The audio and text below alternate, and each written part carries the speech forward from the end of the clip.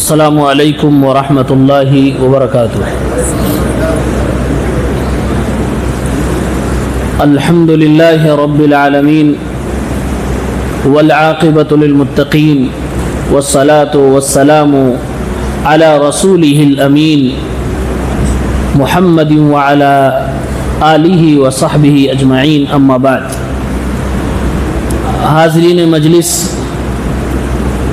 اسلامی بھائیوں، 15ویں تراویح آج پڑھ لی گئی ہے۔ اللہ رب العالمین سے دعا گو ہوں رب العالمین ہم سب کی عبادتوں کو شرف قبولیت سے نوازے، آمین۔ 15ویں پارے کی منتخب آیات مختصر تفسیر کے ساتھ آپ کے سامنے پیش ہے۔ اس صورت میں سورہ اسراء اور سورہ کہف کا بیان ہے۔ سورہ اسراء کا دوسرا نام سورہ بنی اسرائیل بھی ہے۔ اس سورت کی پہلی آیت اور پہلی آیت کا پہلا لفظ سبحانہ ہے۔ سبحان کا معنی ہوتا ہے پاکی بیان کرتا ہوں، اللہ رب العالمین کی پاکی بیان کرتا ہوں۔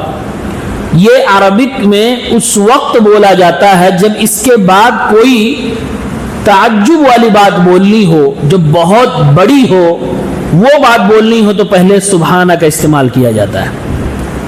اس کے بعد اللہ تبارک و تعالیٰ نے واقعی ایک بہت بڑی بات کا ذکر فرمایا ہے، اور وہ ہے واقعہ اسراء و معراج۔ سبحان الذی اسری بعبدہ لیلا من المسجد الحرام الی المسجد الاقصی۔ پاک ہے وہ ذات جس نے راتوں رات سفر کرایا اپنے بندے کو مسجد حرام سے مسجد اقصی کا۔ اسرا کا معنی اور اسی سے بنا اسرا معنی ہوتے ہیں رات میں سفر کرنا۔ اللہ کے نبی صلی اللہ علیہ وسلم کو معراج پہ لے جانے کے لیے پہلے اسرا کرایا گیا، یعنی راتوں رات آپ کو سفر کرایا گیا۔ سفر کہاں سے؟ مسجد حرام مکۃ المکرمہ سے شروع ہوا اور یہ بیت المقدس تک تھا، مسجد اقصی تک تھا۔ اس سفر میں بڑی عبرتیں اور کئی ایک معجزات پیش آئے۔ فرمایا مسجد اقصی، وہ مسجد اقصی الذی بارکنا حولہ، جس کے ارد گرد ہم نے برکتیں رکھ دی تھیں، لنریہ من آیاتنا، اور اس پورے سفر کا مقصد تھا کہ اپنے بندے کو اپنی آیتیں، اپنی نشانیاں دکھائیں۔ چھوٹے چھوٹے دو سوال۔ سوال نمبر 1، اللہ رب العالمین نے مسجد حرام کا ذکر کیا، لیکن اس کے بارے میں یہ نہیں کہا گیا کہ وہاں برکت رکھ دی گئی یا اس کے آس پاس برکت رکھ دی گئی، لیکن مسجد اقصی کا جب ذکر کیا تو کہا کہ اس کے ارد گرد ہم نے برکت رکھ دی ہے۔ جبکہ ہمیں معلوم ہے کہ فضیلت میں مسجد حرام پہلے ہے، مسجد اقصی تو تیسرے نمبر پہ آتی ہے اسلام میں۔ علماء نے کہا اس لیے کہ مکے والوں کو مسجد حرام کے بارے میں، اس کے احترام کے بارے میں، تقدس کے بارے میں، عظمت کے بارے میں آلریڈی معلوم تھا، اس لیے اللہ تعالیٰ نے اس کو منشن نہیں کیا، اور فضیلت اس مسجد کی بتلائی جو ان کے لیے ایک طرح سے نہیں تھی، اور یہاں سے 40 رات کی دوری پر تھی۔ مکہ سے بیت المقدس یعنی مسجد اقصی اگر آدمی جاتا اس زمانے میں 40 راتیں لگتی تھی، تو اس اجنبی مسجد کے لیے ان کے سامنے اللہ تعالیٰ نے تھوڑا سا اس کے بارے میں وضاحت کی، الذی بارکنا حولہ، جس کے ارد گرد ہم نے برکتیں رکھی ہیں۔ اور واقعتاً مسجد اقصی جہاں پر ہے اس کے اطراف میں شام ہے، شام برکتوں والی جگہ ہے، وہاں دینی برکتیں اور دنیاوی برکتیں دونوں عطا کی گئی ہیں، جہاں پر اللہ رب العالمین نے بہت سارے کھیتیاں، پھل فروٹ عطا فرمائے، اور وہاں پر بہت سارے نبیوں کو اللہ تعالیٰ نے مبعوث فرمائے، تو دینی اور دنیاوی دونوں طرح کی برکتیں اس کے آس پاس موجود تھی۔ اقصی، اقصی کا معنی کیا ہوتا ہے؟ اقصی کے معنی ہوتے ہیں دور کی، کارنر والی مسجد، سوال یہ مسجد حرام یہاں مکے میں جو کہ پوری دنیا کی انسانی آبادی کے بالکل سینٹر میں ہے، اسی لیے اس کو ام القریٰ کہا گیا۔ آپ میپ اٹھا کے دیکھیے، جہاں جہاں انسانی آبادی رہتی ہے، پورے پلینٹ ارتھ کا میپ اٹھائیے آپ گلوبل، سب سے بیچ میں آپ کو مکہ آئے گا، انسانی آبادی کے بالکل سینٹر میں مکہ ہے۔ وَلِتُنذِرَ أُمَّ الْقُرَىٰ، اس لیے ام القریٰ اس کو کہا گیا ہے۔ اللہ رب العالمین نے مسجد حرام سے مسجد اقصیٰ کا ذکر فرمایا۔ مسجد حرام سمجھو بگننگ، اور فرمایا فرام دی مسجد حرام الی مسجد Aqsa to the Masjid Aqsa. Masjid Aqsa corner والی مسجد کو کہا جا رہا ہے، کنارے والی مسجد کو کہا جا رہا ہے۔ بعض مفسرین نے کہا اس میں بہت باریک اشارہ دیا جا رہا ہے کہ اے محمد الرسول اللہ اور اے مسلمانوں، ابھی تو یہ دو ہی مسجد ہے، ایک مسجد حرام اور مسجد اقصیٰ، ابھی مسجد نبوی کا وجود نہیں آیا ہے، لیکن ایک اور مسجد مسلمانوں کو دی جانے والی ہے جو احترام اور تقدس میں بہت اعلیٰ پیمانے کی ہوگی، اور وہ ان دونوں مسجدوں کے بیچ میں ہوگی۔ یعنی مسجد نبوی کا اشارہ تھا۔ وہ کارنر والی کونے والی مسجد ہے، دور والی مسجد ہے جی، تو قریب والی کون ہے؟ قریب والی مسجد نبوی ہے۔ یہ مسجد حرام سے مسجد نبوی قریب 450 کلومیٹر پہ، اور یہ مسجد اقصیٰ کافی دور 40 دن کی دوری پہ ہے۔ تو گویا کہ ایک لطیف اشارہ ملا کہ مسجد نبوی ملنے والی ہے جو مسلمانوں کے لیے بڑی قابل احترام ہوگی۔ واقعتاً 1 لاکھ اور پھر 1000 اور پھر 500 نمازوں کا ثواب اللہ تبارک و تعالیٰ نے عطا فرما دیا۔ اللہ رب العالمین نے واقع اسراء اور معراج میں اللہ کے نبی کو بہت سارے معجزات دکھلائے، اور ایک غلط فہمی کا ازالہ ہو جائے۔ سوال یہ ہے کہ اللہ کے نبی صلی اللہ علیہ وسلم کو اللہ تعالیٰ نے معراج کرایا، مکے سے مسجد اقصیٰ، مسجد اقصیٰ سے آسمانوں کے سیر اور سفر کرایا گیا۔ بہت سارے لوگ کہتے ہیں کہ نہیں، جسم کے ساتھ یہ سفر ناممکن ہے، بلکہ یہ سفر خوابوں میں کرایا گیا۔ اور آج کل کچھ نئے ایسے دین کے نام پہ انٹلیکچوئل آ گئے ہیں جو زبردستی عالم بننے کی یا اسکالر بننے کی کوشش کر رہے ہیں، وہ کہتے ہیں ٹائم ٹریول ہوا تھا۔ یہ ٹائم ٹریول کا نام سنا ہے؟ یہ اس زمانے کا نیا فتنہ ہے، ٹائم ٹریول، اور اس کو زبردستی معجزات میں گھساٹنے کی کوشش کر رہے ہیں لوگ۔ صحیح جواب یہ ہے کہ اللہ کے نبی صلی اللہ علیہ وسلم کو اللہ تعالیٰ نے جسم اور روح یعنی with his complete body اللہ تعالیٰ نے یہ سفر کرایا تھا۔ ایسا نہیں کہ خوابوں میں کرا دیا تھا۔ اگر خوابوں میں کرایا ہوتا تو مکے والوں کو کوئی تعجب نہ ہوتی۔ خوابوں میں آدمی کہاں کہاں پہنچ جاتا ہے، وہ تو ہر آدمی ہواؤں میں اڑ رہا ہے، پتہ نہیں کہاں کہاں کون سی گلیوں میں کون سے شہر میں گھوم کے چلا آتا ہے ود ان کچھ سیکنڈوں کے اندر۔ تو اس میں کوئی تعجب کی بات نہ تھی۔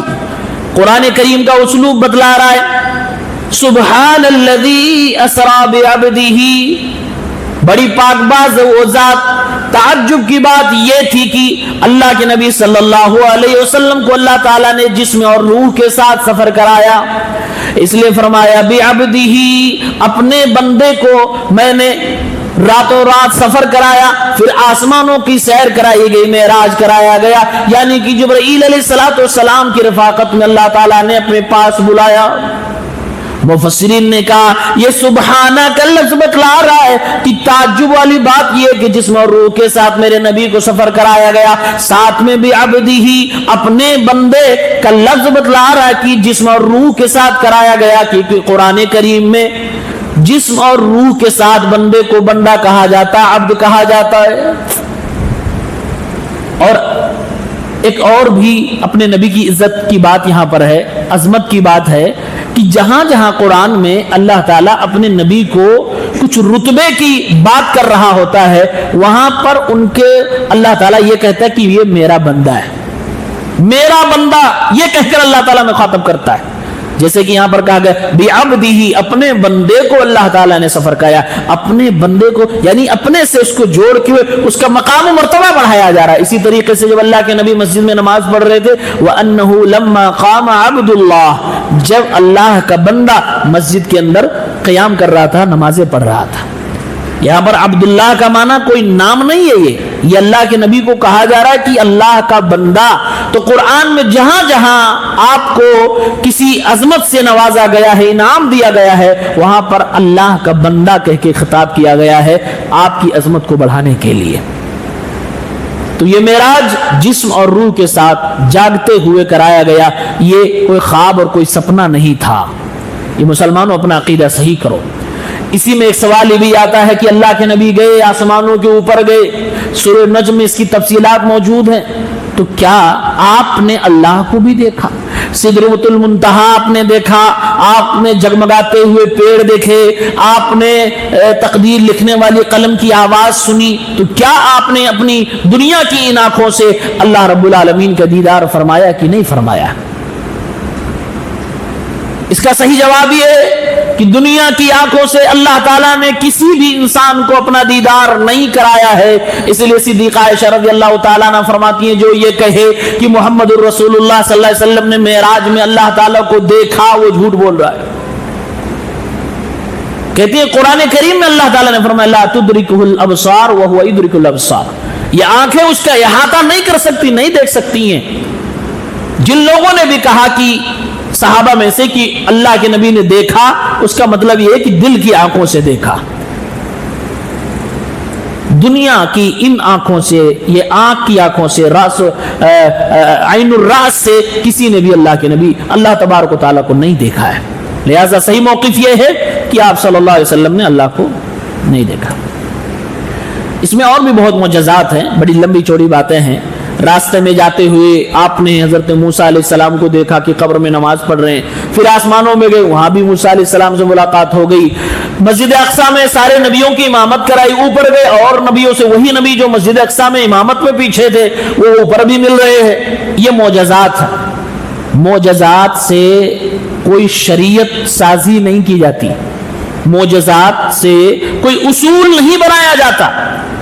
یہ اس لیے میں کہہ رہا ہوں کہ بہت سارے ایسے لوگ مسلمانوں میں ہیں جو ان معجزات کو ذکر کر کے اپنے عقیدے بنا رہے ہیں. کرے دیکھو موسیٰ علیہ السلام قبر کے اندر نماز پڑھ رہے تھے، اس کا مطلب ہے کہ نبی قبروں میں ایسے زندہ ہوتے ہیں جیسے دنیا میں زندہ ہوتا ہے.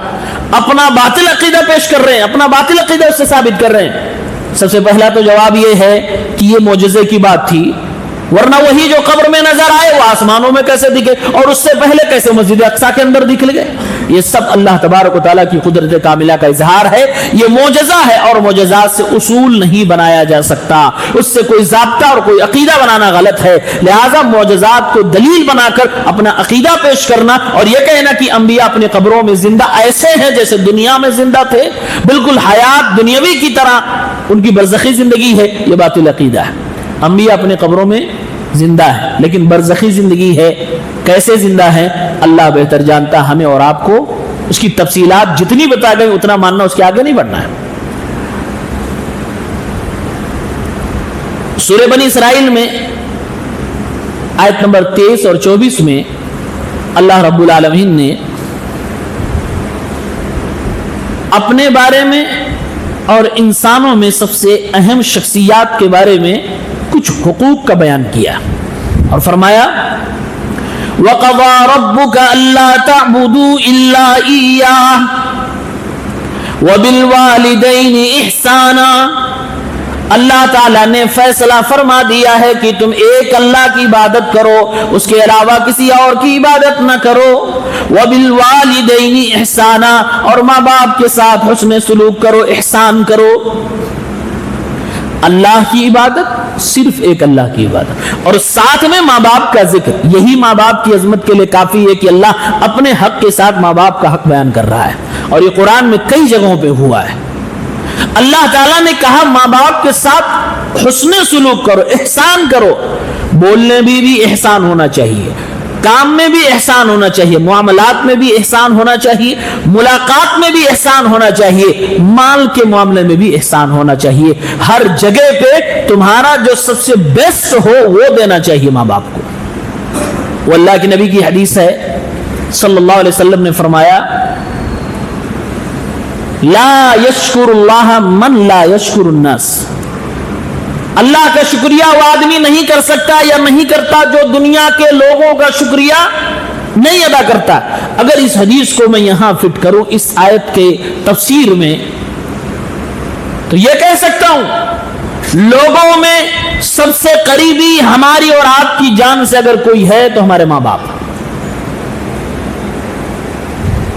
ماں باپ کا جو شکریہ نہیں ادا کر سکتا وہ اللہ کا شکریہ نہیں ادا کرائے گا. ماں باپ کو جو حقوق نہیں ادا کر سکتا وہ اللہ کے حقوق میں ناکام رہے گا, بے نام رہے گا. کیونکہ لوگوں میں سب سے قریبی کون ہوتے ہیں؟ ماں باپ. دو لوگوں کے حقوق اتنے زیادہ اہم ہیں کہ اس کو اللہ کے حقوق سے جوڑ جوڑ کے بیان کیا گیا. ایک ماں باپ کا ہے اور ایک شوہر کا. وہاں اللہ کے نبی نے فرمایا اگر سجدے کی اجازت کسی کو ہوتی تو شوہر کو سجدہ کرنا پڑتا ہے ایک بیوی کو. وہاں بھی اللہ سے جوڑ کے بتایا جا رہا ہے, یہاں بھی اللہ سے جوڑ کے بتایا جا رہا ہے. اس کا مطلب یہ کہ ماں باپ کا بہت بڑا رتبہ و مقام ہے. اب اللہ تبارک و تعالیٰ نے کچھ آداب بتلائے کیسے اپنے ماں باپ سے تم پیش آؤ گے. یہ تو کہہ دیا گیا کہ ماں باپ کے ساتھ احسان کیسے. اللہ نے تفصیل سے یہاں پر ماں باپ کے ساتھ پیش آنے کو بیان فرمایا ہے اور فرمایا اما یبلغن عندک الکبر احدہما او کلاہما. ماں باپ تمہارے پاس موجود ہیں, زندہ ہیں, باحیات ہیں, اسپیشلی اگر وہ بڑھاپے کی عمر میں ہیں, دونوں یا کوئی ایک. آپ الفاظ پہ غور کریے. ماں باپ کی پوری زندگی ہمارے لیے ہے کہ ہمیں خدمت کرنی ہے. جوان ہے تب بھی, بوڑھے ہو جائیں تب بھی, وہ غریب ہو تب بھی, مالدار ہو تب بھی, بیمار ہو تب بھی, صحتیاب ہو تب بھی. لیکن اللہ نے خاص طور سے بڑھاپے کی عمر کو ذکر فرمایا اس لیے کیونکہ بڑھاپے میں دنیا میں ہر کسی کے ماں باپ محتاج ہوتے ہیں اپنی اولاد کے, اپنی اولاد کے محتاج ہوتے ہیں اور للچائی ہوئی نگاہوں سے اپنے بچوں کی طرف دیکھ رہے ہوتے ہیں. میرا بیٹا پیار سے دو لفظ بول دے, میرا بیٹا پیار سے 1000 2000 500 100 200 میرے اوپر خرچ کر دے, میرا بیٹا پیار سے کچھ لا کے مجھے کھلا دے. وہ ان چیزوں کے محتاج ہو جاتے. وہ اوروں سے مانگیں گے تو تمہاری ذلت ہوگی, وہ اوروں سے مانگیں گے تو ان کی تربیت پہ سوالیہ نشان کھڑا ہوگا کہ تمہاری خود کی اولاد ہے, تم اپنی اولاد کو تربیت نہ کر سکے کہ آج تمہیں دوسروں سے مانگنا پڑ رہا ہے. وہ تمہیں سے امید رکھ رہے ہیں, وہ تمہیں سے مانگ رہے ہیں, وہ تمہیں سے للچا کے نگاہوں سے دیکھ رہے ہیں. اور بڑھاپے کی زندگی بڑی خراب زندگی ہوتی ہے. سب کو بڑھاپا آئے گا. بڑھاپے میں انسان بچپن کی طرح ہو جاتا ہے جیسے ایک بچہ ہوتا ہے. سورہ یاسین میں اللہ نے کہا وَمَن نُعَمِّرْهُ نُنَكِّسْهُ فِي الْخَلْقِ, جس کو عمر دراز عطا کرتے ہیں اس کو پیدائشی اعتبار سے الٹا کر دیتے ہیں. اس کی فطرت وہ بچپن والی واپس آ جاتی ہے. بچپن میں جیسے بچہ لالچی ہو جاتا ہے, اس کو کھانے کے لیے کچھ چاہیے, اپنا سامان دوسرے کو نہیں دے گا, ایسے بڑھاپے میں کچھ اس طرح کی طبیعت ہو جاتی ہے. تو بڑھاپے میں اولاد کو اپنے ماں باپ کا خاص خیال رکھنا ہے. یہ اللہ رب العالمین اس لیے خاص طور سے بڑھاپے کا ذکر فرما رہا ہے. اور اللہ تعالیٰ نے ایک بات اور کلیئر کر دی, اے میرے بندو اپنے ماں باپ کے درمیان فرق کرنے کی کوشش نہ کرنا. ہاں ماں کا رتبہ بڑا, اس میں کوئی شک کی بات نہیں, لیکن ماں کے رتبے کا خیال کرتے کرتے کہیں تم باپ کے اوپر ظلم نہ کرنے لگنا. باپ کا رتبہ بھی اپنی جگہ پہ ہے, ماں کا رتبہ اپنی جگہ پہ ہے. ہاں ماں کا رتبہ بڑا ہے لیکن باپ کا رتبہ بھی کوئی کم نہیں ہے. اللہ کے نبی فرماتے ہیں الوالد اوسط ابواب الجنہ, ایک باپ جنت کے تمام دروازوں میں سے بیچ کا دروازہ ہے. اے اللہ کے بندو اگر چاہتے ہو کہ دروازہ سلامت رہے تمہارے لیے کھول دیا جائے تو پھر اس کے ساتھ اچھا ویوہار کرو, اور اگر توڑنا چاہے تو باپ کو ناراض کر دو.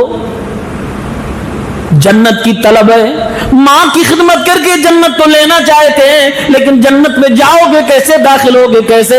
ماں باپ کے ذریعے سے, باپ کی خدمت کر کے, باپ کو خوش کر کے.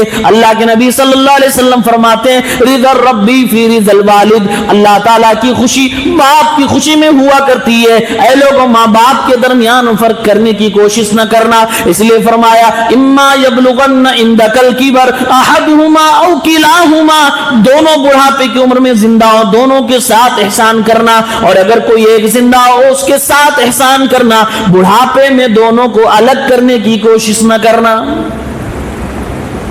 آج بہت سارے ایسے اولاد ہیں جو ماں باپ کے جذبات کو سمجھ نہیں پا رہے ہیں. یہ تو سمجھنا چاہیے کہ وہ ماں باپ آج ہمارے ماں باپ ہیں، وہ پہلے اور آج بھی ایک دوسرے کی میاں بیوی ہیں. میاں بیوی کو جدا کرنا یہ شیطانوں کا، ابلیس کا کام ہوا کرتا ہے، یہ اچھے لوگوں کا نہیں. اور خود کا بیٹا اگر ماں باپ کو بڑھاپے میں بٹوارے میں بانٹ دے، اس نے شیطانوں والا کام کر دیا، اس نے ابلیسوں والا کام کر دیا. اللہ رب العالمین کے واسطے میں آپ لوگوں کو دعوت دیتا ہوں، بڑھاپے میں اپنے ماں باپ کو حصوں میں نہ بانٹا کرو کہ دو بھائی ہیں، ایک باپ کے پاس رہے گا ایک ماں کے پاس رہے گا، دونوں کو جدا نہ کیا کرو. جیسے زندگی میں جوانی میں ایک شوہر کو بیوی کی ضرورت ہوتی ہے، ایک بیوی کو شوہر کی ضرورت ہوتی ہے، اس سے کہیں زیادہ بڑھاپے میں ایک دوسرے کو ضرورت ہوتی ہے.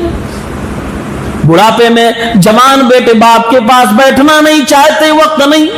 بہویں اپنے کمرے میں بند ہوتی، ان کو اپنے شوہر کی ماں کے پاس بیٹھنے کی فرصت نہیں ہے. وہ دونوں ایک دوسرے کے لیے سہارا بن رہے ہیں. تو آج دنیا کے قانون کے اعتبار سے آج کی نئی نسل ماں باپ کو بانٹ کر ان کو جدا کر رہی ہے. وہ بڑھاپے میں اگر یہ کہہ نہیں پا رہے کہ بیٹا میں اپنی بیوی کے ساتھ رہ رہا ہوں کیونکہ شرم محسوس کر رہے ہیں، ماں کہہ نہیں پا رہی ہے کہ میں اپنے شوہر کے ساتھ رہنا چاہ رہی ہوں کیونکہ اس کو بھی شرم محسوس ہو رہی ہے. لوگوں نے اس سے غلط فائدہ اٹھایا اور ماں باپ کو بھی بانٹ ڈالا، ان کی جائیداد کو بھی بانٹ ڈالا. اللہ کی قسم ایسا نہ کیا کرو، یہ ماں باپ کے ساتھ ظلم ہے، یہ ان کے احساسات کو دفن کرنا ہے، یہ ان کا خیال نہ کرنا، ان کے جذبات کو قتل کرنا ہے.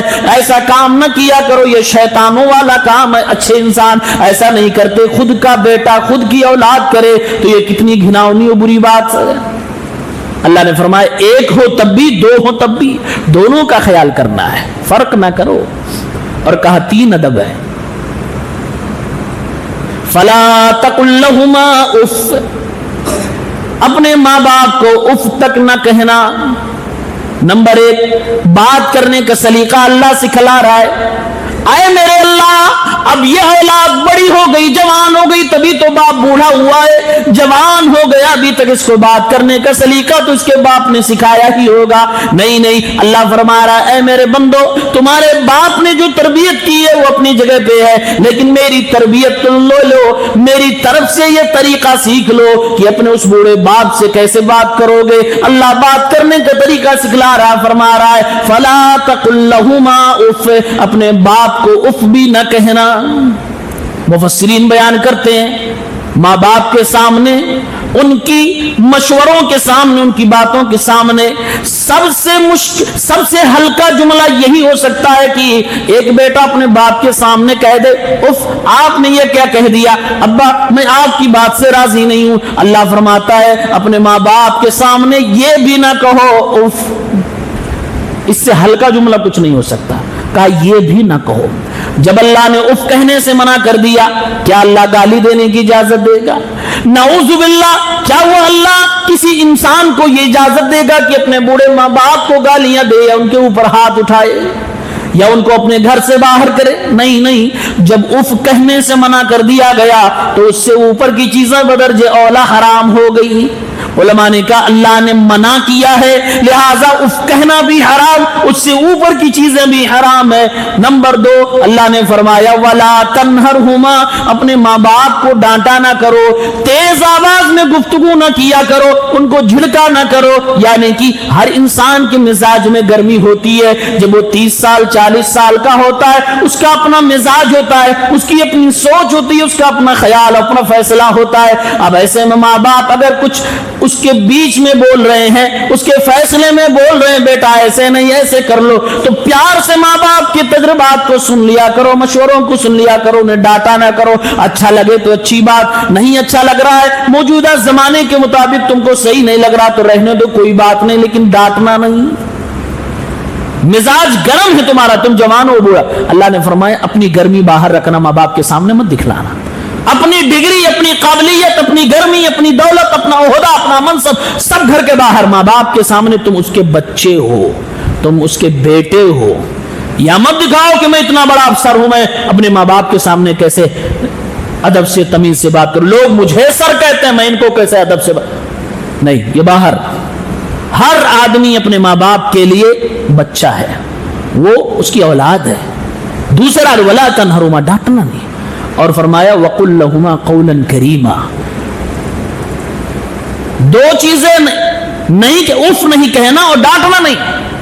سوال یہ بات کیسے کریں گے؟ اللہ کہا قولاً کریما، پیار سے، احترام سے، عزت سے. الفاظ میں بھی عزت ہو، تمہاری نیت میں بھی عزت ہو، جذبات میں بھی عزت ہو، احترام ہونا چاہیے. الفاظ سے بھی احترام کرو، کردار سے بھی احترام کرو. 3 ادب اللہ تعالیٰ نے سکھایا. اور اسی پہ بس نہیں کیا، آگے کہا وَاخْفِضْ لَهُمَا جَنَاحَ الذُّلِّ مِنَ الرَّحْمَةِ، اے میرے بندو اپنے ماں باپ کے لیے بڑے محبت اور احترام سے، پورے رحمت اور شفقت سے اپنے دونوں بازوؤں کو کھول دیا کرو. انسانوں کے پاس پر نہیں ہوتے، اللہ نے کہا اپنے دونوں پروں کو کھول دیا کرو. انسان کے پاس پر نہیں ہوتے، پر پرندوں کے پاس ہوتے، لیکن انسان کو کہا جا رہا ہے اپنے ماں باپ کے لیے اپنے دونوں پر بڑے پیار، محبت اور احترام، شفقت اور رحمت سے کھولا کرو.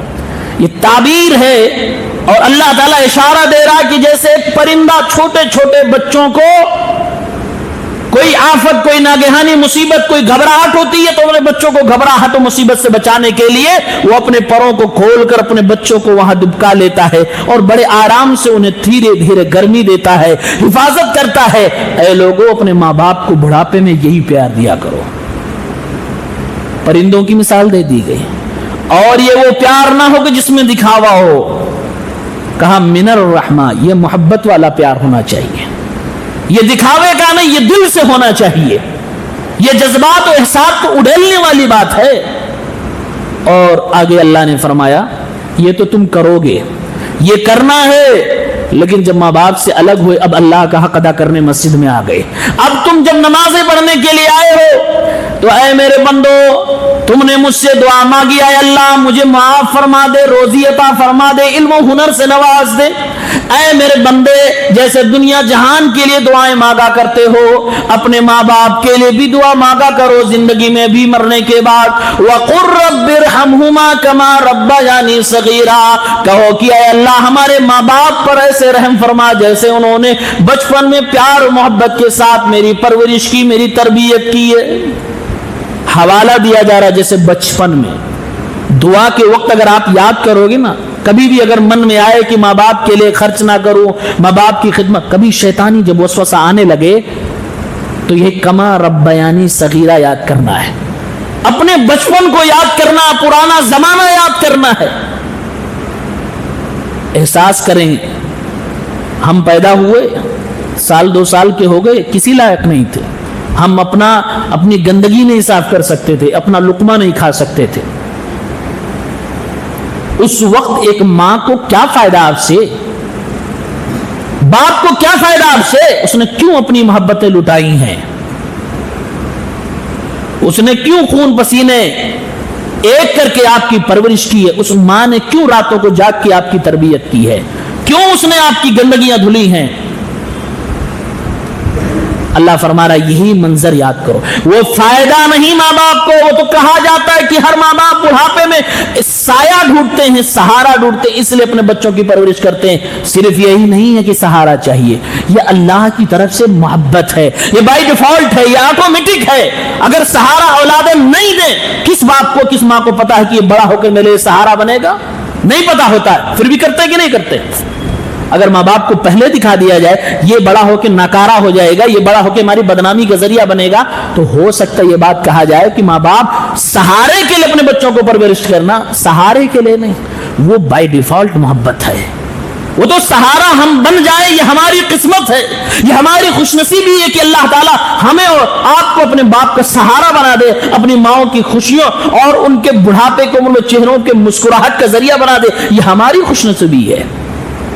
انہوں نے اس لیے نہیں پالا تھا کہ تم سے بدلے کی امید تھی، بدلے کی امید نہیں تھی. وہ اللہ کی طرف سے وہ محبت ان کے دلوں میں ڈالی گئی ہے کہ وہ ماں کا دل بے قرار ہو جاتا ہے بچے کو پریشانی میں دیکھ کے، وہ باپ کی آنکھیں نم ہو جاتی ہے، باپ کے اندر ایک عجیب و غریب انرجی آ جاتی ہے یہ دیکھ کر کہ میری اولاد کو یہ چیز ضرورت ہے اور مجھے لانا ہے.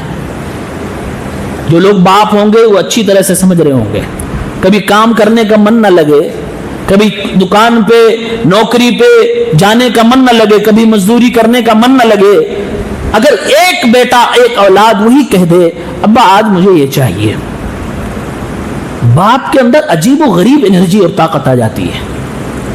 وہ نہ چاہ کر بھی گھر سے نکلتا ہے کہ چلو میرے بچے کا سوال ہے، اس کو لا کے دینا ہے، آنے والی عید ہے، بچوں کو کپڑا دینا ہے، اس کو خوشیاں دینی ہے۔ اپنے بچوں کے مطالبے پر باپ کو جو عجیب و غریب اللہ کی طرف سے طاقت اور کام کرنے کی ہمت آتی ہے، وہ کس کی طرف سے آ رہی ہے؟ اللہ کی طرف سے آ رہی ہے۔ تو ماں باپ کا بڑا رتبہ، اس لیے اللہ نے حوالہ دیا، لوگوں دعائیں کرو تو اپنا بچپنا یاد کر لو، اپنے ماں باپ کی قربانیاں یاد کر لو۔ اب تم اس لائق ہو گئے ہو کہ تم ان کے لیے کچھ کر سکو تو کرو، چراؤ نہیں دل۔ یہ اسلام کی تعلیم ہے۔ آج دنیا کیا کہہ رہی ہے؟ اولڈ ہاؤس میں بھیج دو، بوڑھے ہو گئے، بہویں کہہ رہے ہیں خدمت نہیں کریں گے، بیٹا کہہ رہا ٹائم نہیں ملتا ہے، بہو سے کروا نہیں سکتا ہے، بچے پڑھنے میں بزی ہیں کہ بچوں کی پڑھائی کا نقصان ہو جائے گا اگر دادا دادی کی خدمت کریں گے، کوئی کرنے والا نہیں ہے۔ تو بڑے بڑے شہروں میں ہو رہا ہے کہ اولڈ ہاؤس میں چھوڑ دو، بڑھاپے والے گھر میں چھوڑ دو، اور کہیں کہیں ہو رہا ہے کہ جو تھوڑا غیرت مند ہے کہ لاؤ ایک نوکرانی، ایک نوکر رکھ دیتے ہیں، ماں باپ کی خدمت کریں گے۔ خود کرنے میں اور دوسروں سے کروانے میں زمین آسمان کا فرق۔ وقت نکالنا چاہیے، ماں باپ کو اپنے قریب رکھنا چاہیے۔ یہ اللہ تعالیٰ نے اس صورت کے اندر تعلیم دی ہے۔ پورے قرآن میں ماں باپ کے حقوق پر اتنی گہرائی سے، اتنی جذبات کے ساتھ اللہ تبارک و تعالیٰ نے اتنا تاکیدی حکم کہیں اور نہیں دیا جہاں ہے جو یہاں پر دیا گیا۔ سکھایا گیا باقاعدہ کہ انسان کو کیسے، how to treat your parent, اپنے ماں باپ کے ساتھ کیسے تم سلوک کرو گے۔ اس کے بعد رب العالمین نے اس سورہ کے اندر قرآن کریم کے حوالے سے فرمایا وَنُنَزِّلُ مِنَ الْقُرْآنِ مَا هُوَ شِفَاءٌ وَرَحْمَةٌ لِّلْمُؤْمِنِينَ، قرآن ہم نے اتارا مومنوں کے لیے، اس میں شفا ہے، رحمت بھی ہے۔ وَلَا يَزِيدُ الظَّالِمِينَ إِلَّا خَسَارًا، لیکن قرآن سے کچھ لوگوں کو نقصان بھی ہوتا ہے۔ یہ ٹکڑا غور کرنے کا۔ قرآن ہدایت کی کتاب ہے، قرآن رحمت کی، برکت کی کتاب ہے، لیکن یہاں اللہ فرما رہا ہے ظالموں کو قرآن سے فائدہ نہیں پہنچتا، ان کا نقصان ہوتا ہے۔ قرآن سے نقصان بھی پہنچتا ہے لوگوں کو۔ یہ جاننا ضروری ہے کہ کیسے نقصان ہو جاتا ہے قرآن سے لوگوں کو۔ قرآن کریم کی ایک آیت دیکھیں، اللہ تعالیٰ نے فرمایا الذین آتیناہم الکتاب یتلونہ حق تلاوتہ اولئک یؤمنون بہ، جن کو ہم نے کتاب عطا کی ہے وہ اس کی تلاوت ایسے کرتے ہیں جیسے اس کا حق ہے، تو وہ اس پر ایمان لانے والے میرے بندے ہیں، اور جو ایسا نہیں کرتے، اس کا انکار کرتے، یہی لوگ خسارہ اٹھانے والے ہیں۔ قرآن سے نقصان ہوتا ہے کیسے؟ اس آیت کے حوالے سے یہ کہہ سکتا ہوں، جو لوگ قرآن کریم کی تلاوت ویسے نہیں کرتے جیسے اس کا حق ہے، قرآن کریم کو پسے پش ڈال دیتے، اس کا حق نہیں ادا کرتے ہیں۔ اللہ نے کتاب اتاری ہے پڑھنے کے لیے، ثواب کمانے کے لیے، بندہ نہیں پڑھتا، ثواب کی فکر نہیں کرتا، اللہ کے کلام کو اپنے طاقوں میں سجا کے رکھ دیتا ہے، تعویذ گنڈے کے لیے استعمال تو کر رہا ہے جو کہ حرام ہے، قرآن خوانی کے لیے استعمال تو کر رہا ہے جو کہ حرام ہے، جو اس کا حق تھا وہ نہیں دے رہا ہے، تو گویا کہ ایسے بندے کے لیے قرآن گھر میں تو موجود ہے، وہ قرآن رکھنے والا تو ہے، لیکن قرآن اس کو فائدہ نہیں دے گا بلکہ اس کو نقصان ہو جائے گا۔ نمبر 2، اللہ تعالیٰ نے قرآن میں فرمایا کتاب انزلناہ الیک مبارک لیدبروا آیاتہ، ہم نے یہ قرآن اتارا ہے تاکہ اس کی آیتوں پر اللہ کے بندے غور کریں اور عقل والے اس سے نصیحت حاصل کریں۔ یعنی قرآن کریم صرف پڑھنے کے لیے نہیں آیا، تلاوت کے لیے نہیں آیا، قرآن کریم سمجھنے کے لیے بھی آیا، نصیحت حاصل کرنے کے لیے بھی آیا۔ اگر اللہ کے یہ بندے مسلمان صرف تلاوت کر رہے ہیں، سمجھنے کی کوشش نہیں کر رہے ہیں اور اس سے نصیحت بھی حاصل کرنے کی کوشش نہیں کر رہے ہیں، گویا کہ وہ قرآن سے فائدہ نہیں اٹھا رہے ہیں، کل قیامت کے دن ان کے اوپر حجت بن جائے گا اور یہ پھر ان کا نقصان ہو جائے گا۔ اللہ کے نبی کی حدیث بتلاتی ہے قرآن نہ سمجھنے کی وجہ سے اور نہ پڑھنے کی وجہ سے سزا قبر سے ہی شروع ہو جاتی ہے۔ اللہ کے فرشتے جب پوچھتے ہیں اللہ کو تمہارا رب کون ہے، تمہارے نبی کون، آدمی جب جواب نہیں دے پاتا ہے، اللہ کے نبی صلی اللہ علیہ وسلم فرماتے ہیں اللہ کے فرشتے اس کو مارتے ہیں ایسے ہتھوڑے سے کہ اگر وہ ہتھوڑا احد پہاڑ پہ مار دیا جائے تو احد پہاڑ ریزہ ریزہ باریک ہو جائے گا۔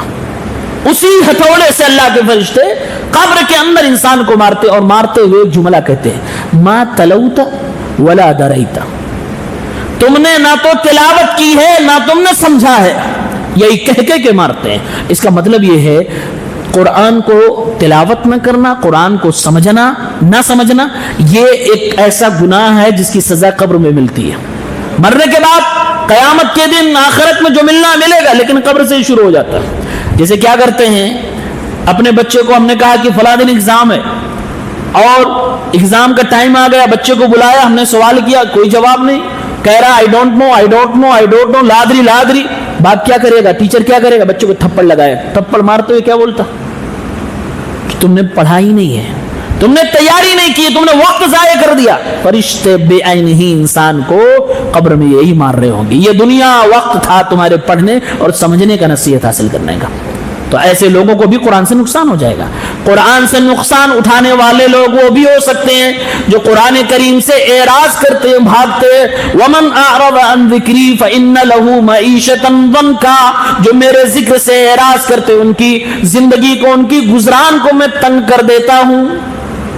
جو اعراض، اگنور، قرآن کو اگنور کیے جا رہے ہیں، کوئی مطلب نہیں، اسٹوری بک پڑھے جا رہے ہیں، لوگوں کے بلاگز دیکھے جا رہے ہیں، ڈیلی اپ ٹو ڈیٹ ہو رہے ہیں، فالتو کی چیزیں ڈیلی نیوز، ایک نیوز سے اپڈیٹ ہو رہے ہیں، پل پل کی خبر دیکھ رہے ہیں۔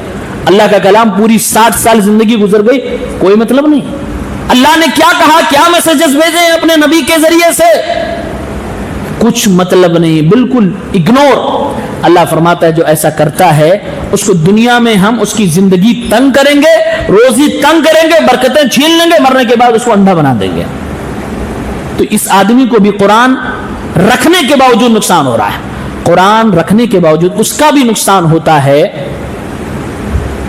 جو آدمی قرآن کریم کو بالکل لیا چھوڑ دیتا ہے، جیسا کہ اللہ کے نبی کے بارے میں قرآن کہتا ہے سورہ فرقان میں، وقال الرسول یا ربی، رسول کہیں گے اے میرے رب، ان هذا القوم اتخذوا هذا القرآن مهجورا، وقال الرسول یا رب ان قوم اتخذوا هذا القرآن مهجورا، اے اللہ میرے قوم کے لوگوں نے قرآن کریم کو چھوڑ دیا تھا۔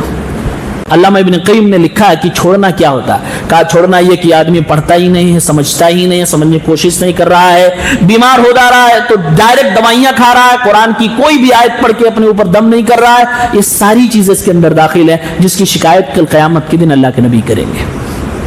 بہت سارے ایسے ذرائع ہو سکتے ہیں جس سے انسان قرآن سے نقصان اٹھا رہا ہے۔ اللہ کے نبی نے فرمایا ان اللہ یرفع بهذا الكتاب اقواما ويضع به آخرین، اس کتاب کے ذریعے سے کسی کو اللہ اٹھاتا، کسی کو دھسا دیتا ہے۔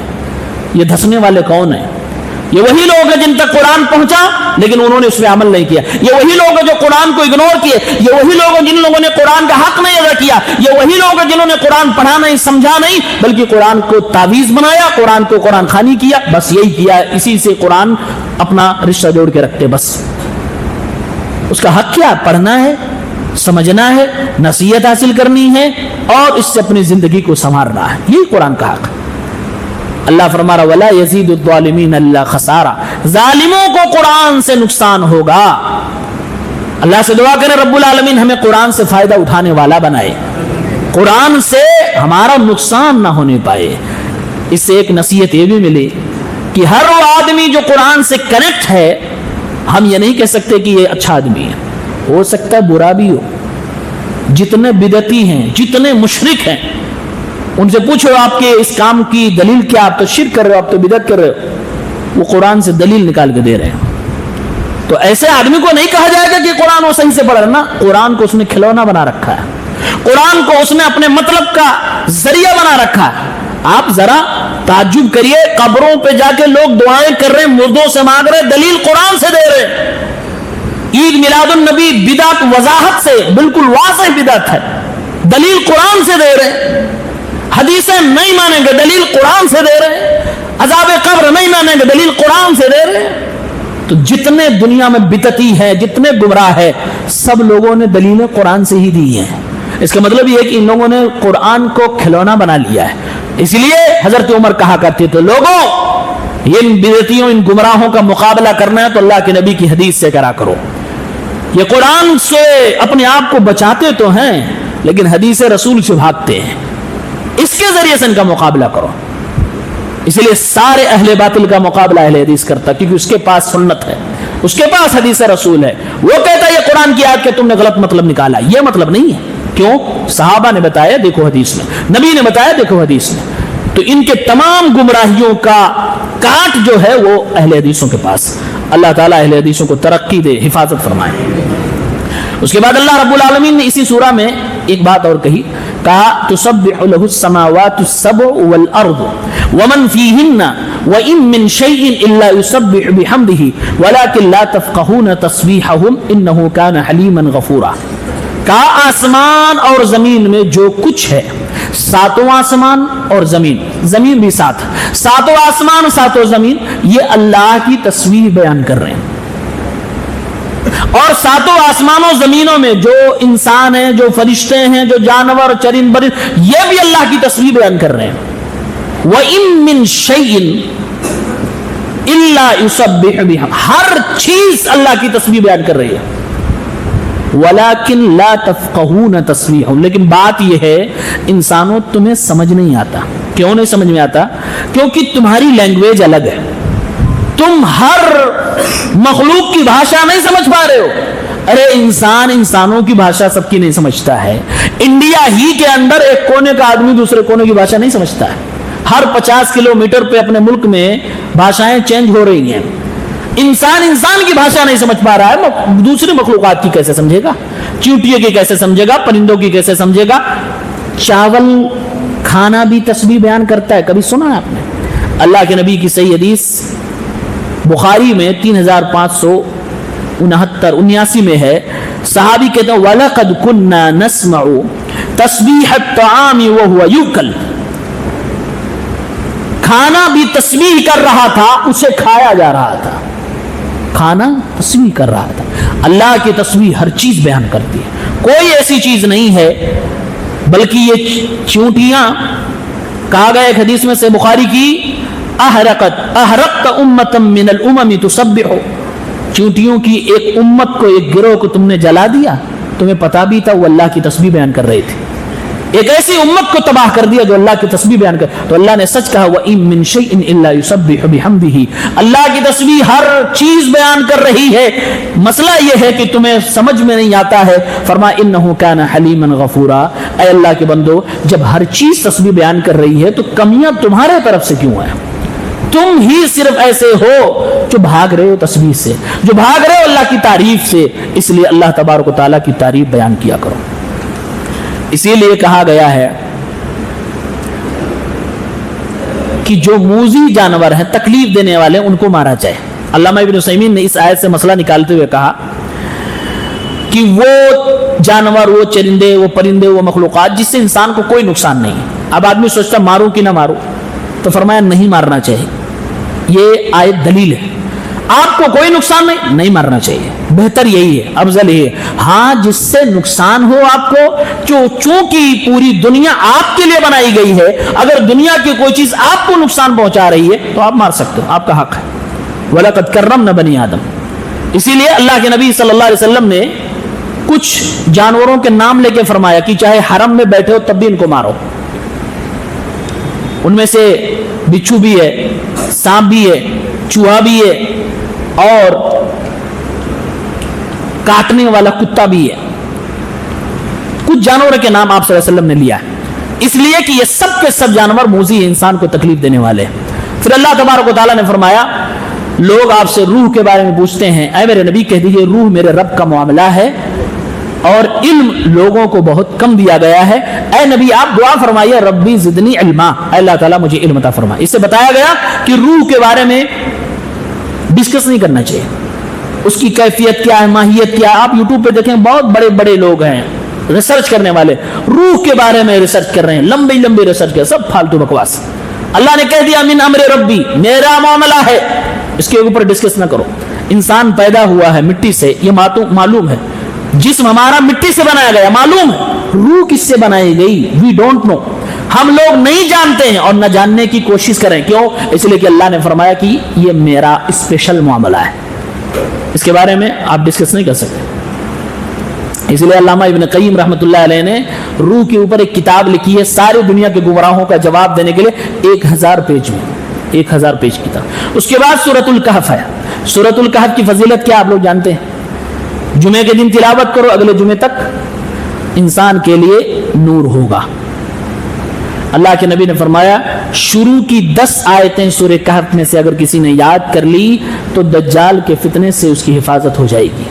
صحیح مسلم کی روایت. تو اس سورت میں بڑی عبرتیں اور نصیحتیں ہیں, اس لیے اس کی فضیلت بتلائی گئی.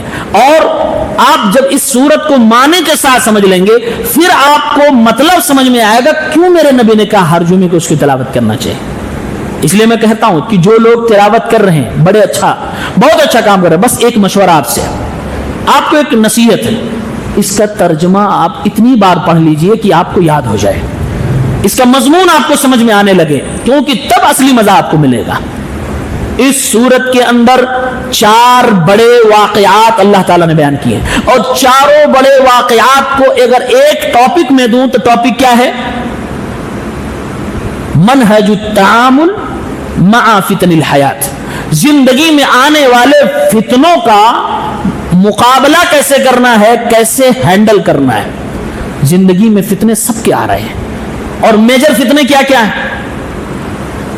دین کا فتنہ, دین کی حفاظت. لوگ حملے کر رہے ہیں کہ آپ دین پہ نہ چل پاؤ, دین بچانے کا, اس میں دین کے اعتبار سے انسان کی آزمائش.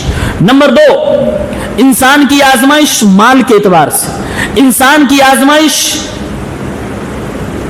علم کے اعتبار سے, انسان کی آزمائش حکومت اور کرسی کے اعتبار سے. یہی بڑے فتنے, 4 بڑے فتنے. کون کون سے؟ دین میں انسان کی آزمائش ہوتی ہے, علم میں انسان کی آزمائش ہوتی ہے, مال میں اور حکومت میں. ان چاروں کو لے کر اللہ تعالیٰ نے ایک ایک پورا واقعہ بیان کیا اور بھی تفصیل بیان کیا. پہلا واقعہ کیا ہے جو 15ویں پارے میں 3 واقعہ, ایک واقعہ 16ویں پارے میں. پہلا واقعہ اصحاب کہف کا ہے. اللہ نے فرمایا انہم فتیۃ آمنوا بربہم, چند نوجوان تھے. یہ ہائی لائٹ کرنے کی کیا ضرورت تھی کہ نوجوان تھے, کہہ دیتا کچھ لوگ تھے. بھائی نوجوان بھی تو لوگ ہیں, لیکن اللہ تبارک و تعالیٰ نے جان بوجھ کر کہا انہم فتیۃ آمنوا بربہم, تاکہ دنیا کے نوجوانوں کو موٹیویشن ملے اور اپنے لیے اگر آئیڈیل بنانا ہے تو ان کو بناؤ.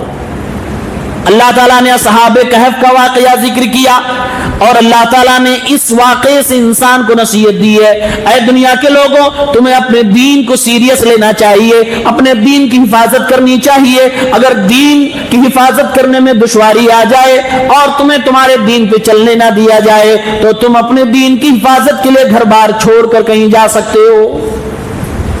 اللہ تبارک و تعالیٰ نے اس واقعے میں نوجوانوں کو ہائی لائٹ اس لیے بھی کیا ہے کیونکہ اکثر و بیشتر نوجوان اپنے دین کو سیریس نہیں لیتے, غافل ہوتے ہیں. تو دین کے معاملے میں انسان کی آزمائش ہو رہی, اسپیشلی نوجوان, اس سے نصیحت لیں. دوسرا واقعہ فرمایا اللہ تعالیٰ نے 2 لوگ ہیں, ایک غریب آدمی ہے, ایک امیر آدمی ہے. غریب آدمی توحید پرست ہے, امیر آدمی مشرک ہے. امیر آدمی کو اللہ تعالیٰ نے 2 طرح کی جنت عطا فرما دی. پھل فروٹ خوب اس کے پاس آ رہے ہیں, وہ اپنے غریب دوست کو جو کہ توحید پرست تھا اس کو چڑھاتے ہوئے کہہ رہا ہے انا اکثر منک مالا واعز نفرا, میرے پاس تمہارے سے زیادہ مال ہے اور میرے پاس نوکر چاکر اولادیں تم سے زیادہ ہیں. یعنی کہ اپنی مال پر اور اپنی اولاد پر, اپنی تعداد پہ فخر کر رہا ہے. اور اس نے 3 کفریہ باتیں بھی کہی, کہا چلو میں تم کو اپنی سلطنت دکھلاتا ہوں, اپنی دولت دکھلاتا ہوں.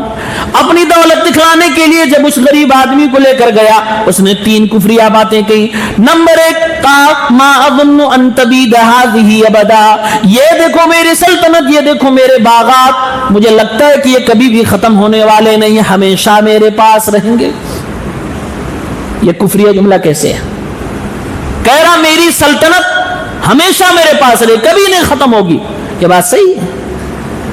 کل من علیہا فان ویبقى وجہ ربک ذو الجلال والاکرام, صرف اللہ کی ذات باقی بچے گی. کہہ رہا میری دولت نہیں ختم ہونے والی. اس لیے علماء نے کہا یہ کفریہ جملہ تھا, یہ عقیدے کا انحراف تھا, یہ غلطی تھی. اور اس کے بعد دوسرا جملہ اس نے کہا وما اظن الساعة قائمة, اور مجھے نہیں لگتا کہ قیامت آئے گی، یہ بھی کفریہ جملہ ہے. آخرت کا انکار کر رہا ہے، قیامت کا انکار کر رہا ہے، یہ بھی کفریہ جملہ ہے. تیسرا جملہ کہا وَلَئِن رُدِدتُّ إِلَىٰ رَبِّي لَأَجِدَنَّ خَيْرًا مِّنْهَا مُنْقَلَبًا. اور اگر قیامت آ بھی گئی جیسا تم لوگ سمجھتے ہو تو مجھے اللہ تعالیٰ اور اچھا اور زیادہ دینے والا جو دنیا میں ملا ہے. Over confidence. گناہوں کے ساتھ اللہ سے اگر آدمی زیادہ امید لگائے بیٹھا ہے، گنہگار ایک نمبر کا گنہگار ہے، پھر بھی اس کو اللہ پہ اوور کانفیڈنس ہے، تو یہ اوور کانفیڈنس اس کو فائدہ نہیں نقصان پہنچائے گا. یہ جو اس نے کہا کہ اگر قیامت آ بھی گئی تو گرچہ میں شرک کر رہا ہوں، میں گرچہ کفر کر رہا ہوں، گھمنڈ کر رہا ہوں، کچھ بھی کر رہا ہوں، اللہ مجھے زیادہ دے گا اور جنت میں ڈالے گا. یہ جملہ اللہ کی عدالت، اللہ کے انصاف اور اللہ کی حکمت کے خلاف تھا، یہ بھی کفر تھا. یہ تین کفریہ جملے اس نے کہے، اس لیے اللہ تعالیٰ نے فرمایا کہ وَدَخَلَ جَنَّتَهُ وَهُوَ ظَالِمٌ لِنَفْسِهِ. جب یہ اپنے بھائی کو لے جا کر جنت اپنا باغ دکھا رہا تھا تو یہ اپنے نفس پہ ظلم کر رہا تھا. ظلم کیا تھا کہ اس نے کفریہ جملے کہہ کر اپنے آپ کو جہنم کا مستحق بنا لیا تھا. تو اللہ تبارک و تعالیٰ نے اس واقعے سے نصیحت دی کہ لوگوں، مال کو نعمت سمجھو اور نعمت دینے والا کا شکریہ ادا کرتے رہا کرو. کبھی مال اور اولاد کی زیادتی کی وجہ سے غرور نہ کیا کرو، اور کبھی یہ مت سوچا کرو کہ یہ ہمیشہ رہے گا. آج کروڑ پتی ہو، کل روڈ پتی ہو سکتے ہو. آج دھنی ہو، کل غریب ہو سکتے ہو. اس لیے کبھی غرور نہیں، دینے والے کا شکریہ کنٹینیو کرتے رہنا. تیسرا واقعہ اللہ رب العالمین نے ذکر کیا، علم والا. علم کے ذریعے سے بہت سارے لوگوں کی آزمائش ہوتی ہے. موسیٰ وقت کے پیغمبر ہیں، کہتے ہیں مجھے معلوم ہے اس روئے زمین پر مجھ سے زیادہ کسی کو اس وقت علم نہیں ہے. اللہ نے فرمایا موسیٰ زیادہ ہو گیا. اسی زمین پر آپ کے زمانے میں ایک میرا بندہ ہے جو نبی نہیں ہے، حضرت خضر علیہ السلام. وہ تم سے زیادہ جانتا ہے، جاؤ آپ اس سے ملاقات کرو. حضرت موسیٰ نے کہا اللہ مجھ سے زیادہ اگر اس کے پاس علم ہے، میں جانا چاہتا ہوں. I want to see him, I want to meet him. میں اسے کچھ سیکھنا چاہتا ہوں. اللہ نے فرمایا کہ جاؤ. کچھ طریقے بتائے جو اس میں ذکر کیا گیا کہ ایسے جاؤ، سمندر کے راستے سے جاؤ، جہاں مچھلی غائب ہو جائے وہیں تمہارا وہ بندہ میرا ملے گا. وہ گئے ایک ساتھی کے ساتھ اور پھر ملاقات ہو گئی. ملاقات ہوئی تو حضرت خضر سے کہا کہ مجھے سکھاؤ، اللہ کا دیا ہوا آپ کے پاس علم ہے تو مجھے آپ سکھائیے. انہوں نے کہا انک لن تستطیع معی الصبر وکیف تصبر علی ما لم تحط به خبرا. دیکھو میرے شاگرد، ٹیچر اپنے بچوں سے شرط اور کنڈیشن لگا سکتا. کہا کہ دیکھو میرے شاگرد، میں کچھ باتیں ایسی کروں گا جو تمہارے سمجھ میں ہو سکتا نہ آئے، تو ترنت تم آبجیکشن نہ کرنا، ترنت آبجیکشن نہ کرنا. اور یہ بات تو جنرل بات ہے، سب سے پہلے انسان کو سمجھ آنی چاہیے کہ جس چیز کا علم انسان کے پاس نہیں ہوتا ہے آبجیکشن وہی زیادہ کرتا ہے.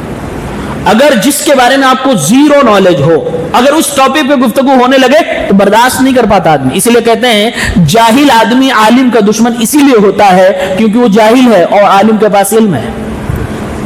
اور اگر سیکھنے کا جذبہ ہو تو اسی عالم سے محبت ہو جائے گی. لیکن اگر سیکھنے کا جذبہ نہیں ہے، اس کی جہالت ابال مار رہے تو عالم کا دشمن ہو جائے گا. بہرحال ان کے ساتھ نکلے اور اس کے بعد کچھ معاملات ہوئے. اللہ تعالیٰ نے اس واقعے کے ذریعے سے ایک پیغام یہ بھی دیا ہے کہ کبھی کبھی ایسا معاملہ ہوتا ہے کہ کچھ چیزیں دکھتی کچھ اور ہیں، اس کے اندر کچھ اور سیکرٹ اور راز چھپا ہوتا ہے. تو جلد بازی نہ کیا کرو فیصلہ کرنے پہ. جیسے حضرت موسیٰ اور حضرت خضر کے ساتھ تین باتیں کہی گئی. کشتی جلا دی گئی، کشتی جلائے دی گئی تو ان کو لگا کہ نقصان ہو گیا کشتی والوں کا، جبکہ کشتی کی حفاظت کے لیے ہی حضرت خضر نے کشتی کو جلایا تھا. لیکن یہ راز بعد میں کھلا.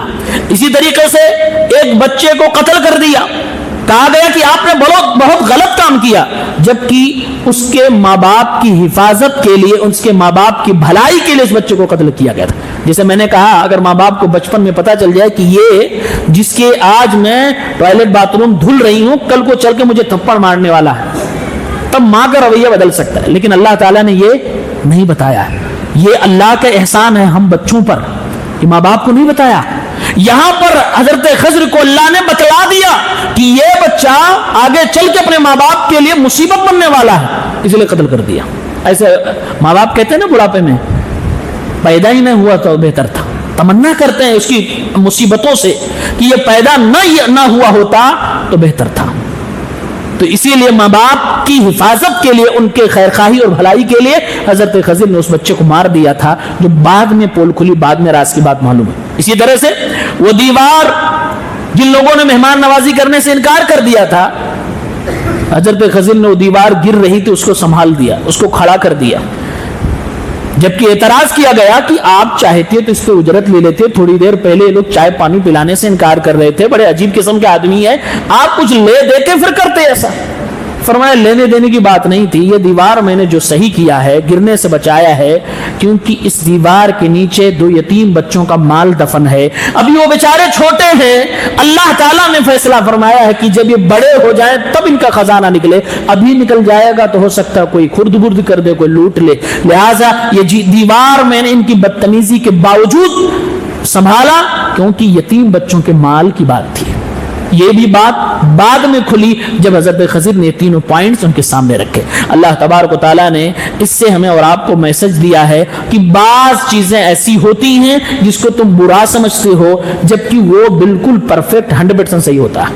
اس لیے فیصلہ علم والوں سے کروایا کرو، جلد بازی میں فتویٰ نہ دیا کرو، اور علم نہیں ہے تو بالکل بھی فتوے کے قریب نہ جایا کرو، اور علم والے بھی سوچ سمجھ کے فتویٰ دیا کرے. بڑی عبرتیں اور نصیحتیں اس صورت کے اندر ہیں. اس کے بعد ذوالقرنین کا واقعہ ہے جس میں حکومت اور سلطنت کی بات ہے، وہ انشاءاللہ کل دیکھیں گے. اللہ تعالی ہم سب کو نیک سمجھ عطا فرمائے. آمین رب العالمین. سبحانک اللہم و بحمدک اشہد ان لا الہ الا انت استغفرک و اتوب الیک، وآخر دعوانا الحمدللہ رب العالمین.